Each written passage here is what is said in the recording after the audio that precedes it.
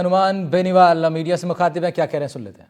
यदि उप समिति कह रही कि भर्ती रद्द नहीं करेंगे, आपने शायद कोर्ट का पूरा जो सामने बहस हुई उस पर दो पहलू देखिए। कह रही उप समिति ने रिपोर्ट दी कि भर्ती रद्द नहीं करेंगे, और दूसरा अभी रद्द करना जल्दबाजी होगी। तो दो बात हो गई नहीं, एक ही कहनी थी भर्ती रद्द नहीं करेंगे, बात खत्म, 150। तो हाईकोर्ट के अंदर 7 तारीख से सुनवाई है। अब हाईकोर्ट अपना फैसला क्या करे क्या नहीं करे तो कोर्ट जाने, उनका काम है। हमें इनके लिए लड़ना है। हमारा एक कमिटमेंट है कि राजस्थान के एसआई अभ्यर्थियों को न्याय दिलाएंगे। हम ये नहीं करेंगे जो सही चुने हुए अभ्यर्थी है उनके साथ अन्याय हो, लेकिन वो पता कैसे करोगे आप सही गलत का, और कहाँ से पकड़ लेगी एसओ जी? 500 का बता रही थी, अब एक दिन में या 4 दिन में कहाँ से पकड़ लेगी इतने लोगों को? उसके बाद कौन सी मशीन है एसओ जी के पास जो पकड़ लेगी? वहाँ भी तो एक के साथ 2 3 के साथ एक फ्री का सिस्टम चल रहा है। वहाँ भी तो चोर डाकू बैठे हैं एसओ जी के अंदर। 4 को पहले ही निकाला था, जिनकी जांच चल रही है, और मीडिया के अंदर भी खूब ही बातें चली। निश्चित रूप से राजस्थान के जवानों को लड़ना होगा, और कांग्रेस बीजेपी मिलकर राजस्थान को लूट रहे हैं, इसमें कोई दो राय नहीं। और इनको पता कि क्या कर लेंगे, ज़्यादा से ज़्यादा 4 दिन हल्ला कर लेंगे, 3 दिन मीडिया में छपेगा, फिर मीडिया छापना बंद कर देगा, दिखाना बंद कर देगा, तो अपना आंदोलन खत्म हो जाएगा। यही परिपाटी राजस्थान के अंदर रही है। इसलिए कोई भी नेता यहाँ लंबी लड़ाई लड़ता नहीं। और देखिए, लंबी लड़ाई लड़ी भी नहीं। जब पार्टी 66 साल बाद राष्ट्रीय लोकतांत्रिक पार्टी बनी, इससे अंदाज लगा सकते हो उन नेताओं के इतिहास का, जो सड़क पे क्या कहते हैं, बंद कमरे में क्या कहते हैं, और अपने मुद्दे को छोड़ के दूसरे मुद्दे को पकड़ लेते हैं और उस पर कह रहे हैं उस पर नो कमेंट। तो लोग उनको नहीं पूछ रहे हैं। जब राजस्थान की जनता इतनी जागरूक हो जाएगी कि नो कमेंट तो कह रहे हो, लेकिन वोट देते टाइम नो वोट, तब जाके राजस्थान सुधरेगा। निश्चित रूप से हमें लड़ना है।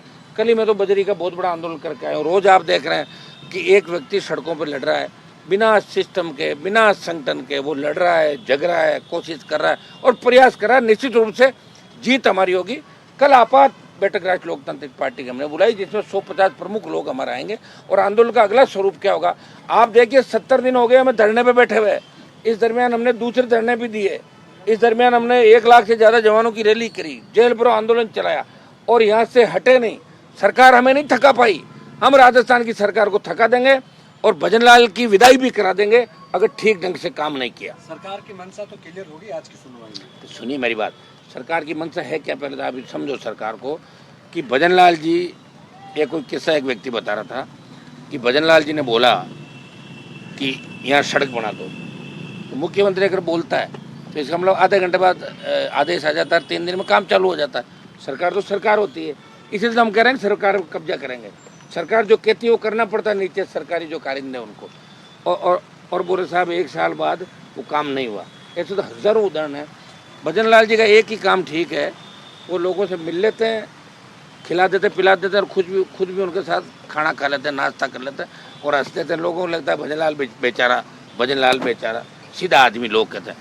तो सीधा आदमी भजनलाल लोगों ने आसपास की जो चंडाल चौकड़ी, ये आपका जोगाराम, बेडम, ऐसे 1 दर्जन मंत्री ऐसे हैं जो नौसिखिए, उन्होंने अपनी ज़िंदगी में नहीं सोचा। बेडम ने कभी थोड़ा ही सोचा कि पहली बार एमएलए बढ़ के गृह राज्य मंत्री बन जाऊंगा मैं।